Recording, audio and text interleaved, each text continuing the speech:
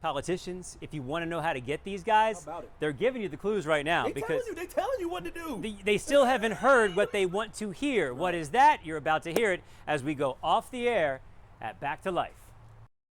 We're in a situation right now where the country is being forced to have the lesser of two evils. And I think the country as a whole is getting tired of it. We have people that are qualified to lead this country, younger, more in touch with what's going on the ground. So like I think everybody's just tired. Some people maybe just gonna say, I don't like anybody, I'm just not voting.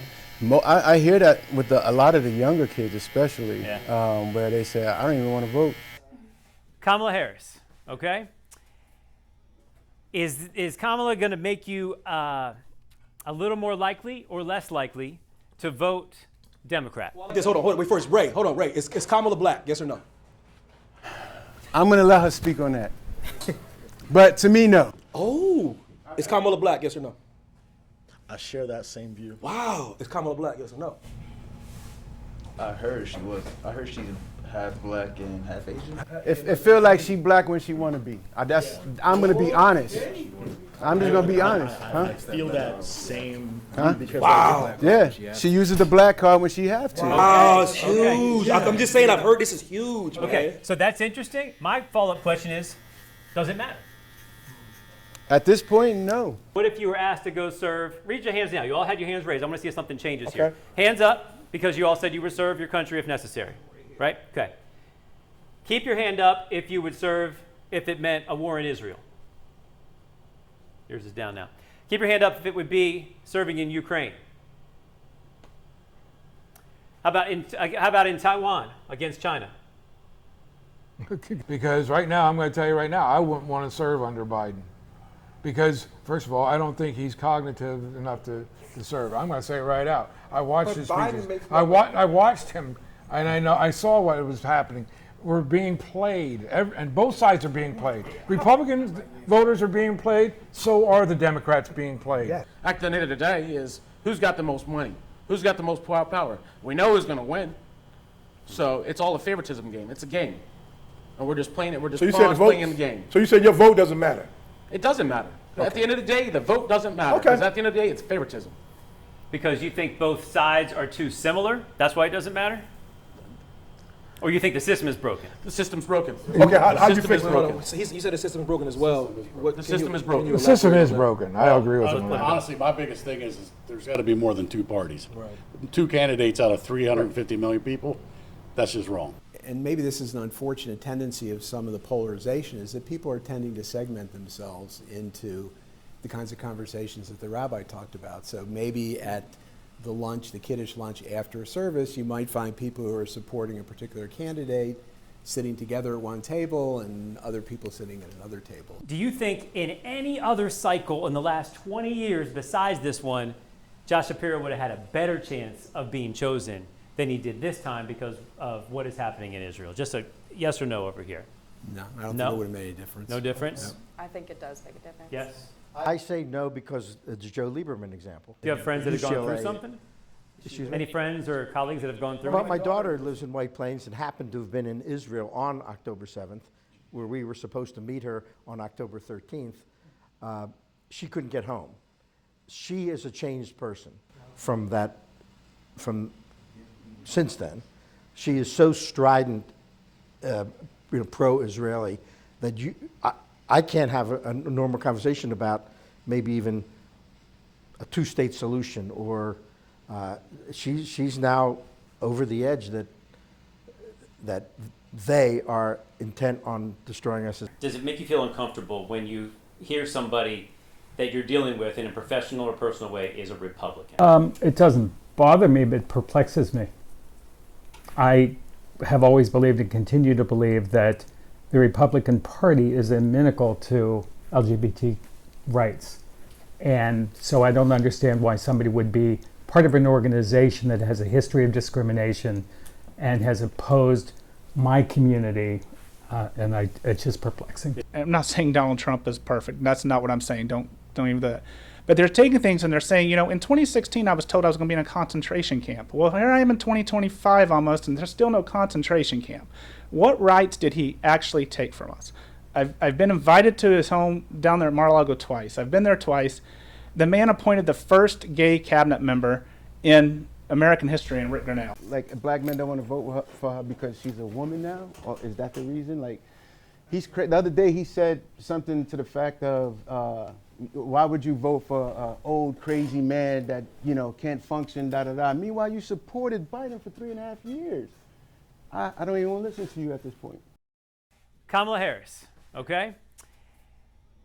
Is Kamala going to make you a little more likely or less likely to vote Democrat? Hold on, wait, first, Ray, hold on, Ray. Is Kamala black, yes or no? I'm going to let her speak on that. But to me, no. Oh, is Kamala black, yes or no? I share that same view. Wow, is Kamala black, yes or no? I heard she was. I heard she's half black and half Asian. It feel like she black when she want to be. I'm going to be honest. I'm just going to be honest. I feel that same Huh? because Wow. Yeah, she uses the black card when she have to. Wow, it's huge. I'm just saying, I've heard this is huge, man. Okay, so that's interesting. My follow-up question is, does it matter? At this point, no. I think America's. I tell people this right now. If you really want change in this country, you would not be voting for either of the lesser of two evils. So, like, if we at that point, if we truly at that point as Americans, then we know what we need to do. But I'm talking about this. We're debating her ethnicity. Yeah, yeah. Right? And we're hedging, right? Maybe. Does it matter? If It we doesn't knew- matter. If she came out tomorrow and was like, yo, I'm black. That don't mean nothing to me. Obama was black. Right. Does it mean anything to you? Wow, wow. Now, hold on. Do you think, though, let's flip it a little bit further.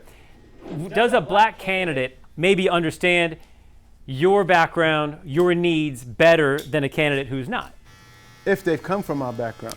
Well, so let's get away from that. Let's say it is a black candidate. Yeah. Okay. Would you vote for someone who's a black candidate over a white candidate if they have the same issues? And they're no different on the issues, but one's black, one's white. Do you favor the black candidate because of like those reasons? Maybe they understand my situation better, understand me better. Yeah, are you relating to somebody more just based on if they kind of resemble what you look like? Does that inherently make you want to vote for them? if they come from my same type of background, like just like Ray said, like so they really gotta be they just can't be black. They can't just be black. Yeah. I'm sorry, you have to come from my background. Wow. You have to understand what it is to be poor, to fight for everything, to get where, I've been through so much to get where I am today. And if you can't relate to that, why am I going to just give you my vote? Why am I going to support you? So a white person, hold on. So a white person just come through all of that versus a rich black person. That white person, if he's going through the same thing that I've gone through, he from the hood, he from the trailer parks, he from the bottom, bro, you got my vote because you understand where I come from. That's what I always say. I'm a I try to tell people, I grew up in New York City. There was no color in the hood. Right. Right. Where I grew up, we didn't discuss it. It was never talked about. It wasn't a thing. I mean, and that may be a generational thing. Yeah. But there was a time period, I would say after civil rights and before woke, where it kind of wasn't discussed very much. You know how Joe D, but race is brought to you. Let's talk about Donald Trump. Okay. Is he a racist? I'm gonna let everybody speak before I speak on that. All right. So hold on. You're in here. That's a great question. Is Donald Trump a racist? I'm gonna be honest with you. Until I see something for myself that would paint in my mind or give me the information, the evidence, hey, he's racist, I would say yes. But currently, that man hasn't done anything or said anything that made me look at him and go, oh, he's a racist. But what do you think when you hear that question? Is Donald Trump racist? What's the first thought that comes in your mind? It has been painted in the media for him, because they take sound bites of him, they take about his speeches, and they can turn them into him targeting one specific type of race in a sense like that. But like him, unless there's a defining image of him being racist, then he's racist to me. Donald Trump racist? I think he's racist. That's my honest opinion. Tell me why. Because I'm not saying you're wrong. This is what we're just talking. I think he's racist because he doesn't do he doesn't do much for us, and I mean I can't. He don't do much for us as a black for the black people. He don't got no respect for nobody. I just don't like the man, honestly. I think he's a joke, honestly. This is my opinion. this is why we're having this conversation. Yeah, like, and sometimes I just can't watch him. Like I just I turn feel my that. TV off, honestly. On the people of America, we keep allowing this lesser of two evils. But see, here's the thing, though. You have to. But here's the thing. Choosing the lesser of two evils is still choosing evil. Yes. But it's still the lesser of that, though. Yeah. But It's the same it's thing. still evil. But it's still an evil. So you rather take 100% evil or 50% evil? What would you pick? What you said earlier about George Washington. Exactly. The demise of our country is happening. Exactly. We watching it fall apart in front of our eyes. Yeah. And he's over here trying to sell her as a sister. And I mean, that's why we should vote for her, because she's one of us. That's crazy Yeah, that's thinking crazy right thinking. there. To just vote for somebody for the skin color? See, but this what goes back to what I was saying originally when this whole thing blew up the way it did. For some reason, all these smart brothers and sisters missed the point when I said, was she a black? Y'all know what I mean. I mean, we know she's black. Yeah.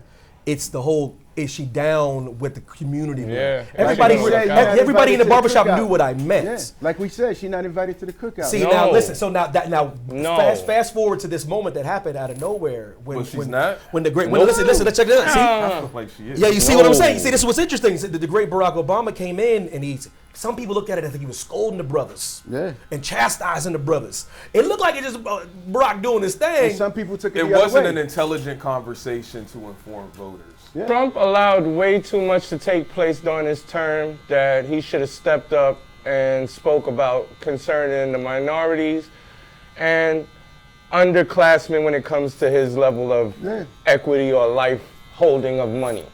He could have stepped up and said a lot. I even think in the fact of, if we all stand together, all of us stand together as the as the middle class black man, and we go and we don't vote, and we stand together from state to state to state, and we don't vote, what you think is going to happen? So he didn't go with his platoon, but he told them before that he wasn't going to go. But he did use his new rank in terms of calling himself that, even though he didn't go serve in that rank. So are we saying he was just sloppy with the way he used that rank, or was that actually, for you folks, kind of more than that? I think he had a choice. Do what he wanted to do. I did 22 years. Goodbye. Should he have used the new rank, though, when he talked about himself? Yeah.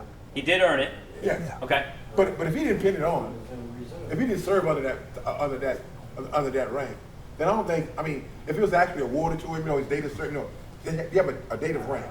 So if he pins on this whatever rank at such a date, whether he served or not, if he has that rank, then that's his. But if he never got awarded that, his date of service never started, never officially awarded that, then I don't think he should have it. Do you think Tim Walz misrepresented himself from a military perspective? Honestly, that's the first I ever heard of it. And I didn't know. I haven't followed up that much with right. that. And I part think of it. more people are in your camp. You know, you hear the big stuff, but these details and Exactly. You don't get into the details. Let's go into that. Okay. Let's go with what you were talking about with Tim Walz. I don't have a problem that he was a master sergeant, that he was in the military for 24 years. The problem I have is just 2 months prior to him getting out, okay, he decided I'm not going to go for the senior rank. I'm going to get out because we're going to war. Okay. Now, who in their right mind would go from a senior from the what he was going to that top rank down to master sergeant? Okay, there's a big difference in He was not going to war. His point. This is his point. But there's a big difference in pay. His point is that it seemed convenient that he would dip out when things were about to get hot. He wasn't going to war. But that's that he's saying otherwise, though. You know what I mean? Yeah, he wasn't going to war. He was just going to a country to train people. I know you guys are not of the serving age anymore, most of you here. But if asked to serve your country right now, would you do it? Raise your hand. Yes or no? All right.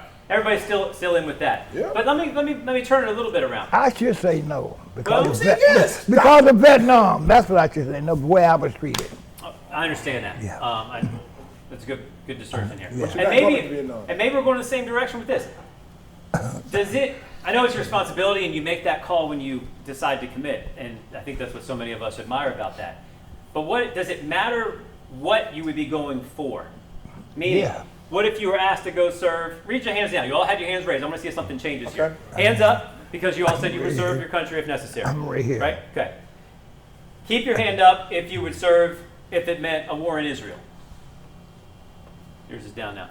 Keep your hand up if it would be serving in Ukraine. How about in Taiwan against China? Certainly, if we choose Shapiro. Because he's Jewish. But we can grab those 50 or 75,000 votes if we go with a Midwesterner who's safe in their eyes. So I really think that they were looking more at Wisconsin and Michigan than they were about Pennsylvania. So how do you feel about that? If that's true, I mean, it's an analysis, but if that's the truth, that means his faith was a direct reason why he wasn't chosen. I think certainly his faith had a lot to do with why he wasn't chosen. And I don't find that to be completely detrimental to the candidate, to Vice President Harris either. So there's something that feels really important to me, though, to define in this conversation, which is that Jewish people are not just a religion. And this is something that's like really tricky to explain, I think, in non-Jewish spheres, right? Like, Jewish people are in a way an ethnic group, right, because of the traditional in-marriage. And within our ethnic group, there are many different races and ethnicities. You can have Jews of all colors and all, nationalities, but like we're considered an ethnic group. And that's why anti-Semitism is actually like a racial, it's like a kind of a racism in a way. That's how it was conceived of by the Nazis, et cetera, right? And then there's also the kind of national political identity in terms of affiliation with Israel, right? Do you think the average person could pick a Jewish person out of a lineup? They would think they could. Yeah. Right?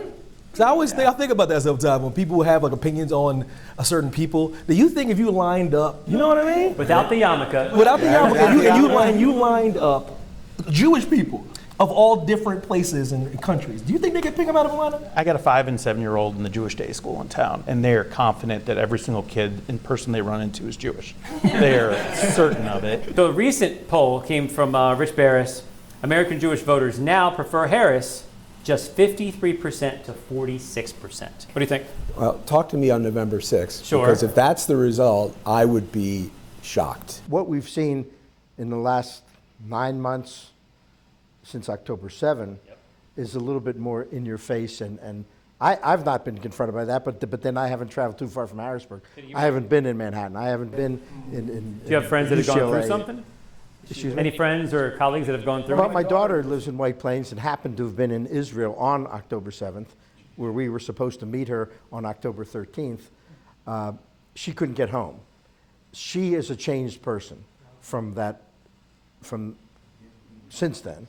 She is so strident, pro-Israeli, that I can't have a normal conversation about maybe even a two-state solution, or she's now over the edge that they are intent on destroying us as a people. Do you understand why people are uncomfortable that might not understand what you represent? You know what I mean? Like why do you want to read children's books? Do you know what I mean? Can you like see the other side at all?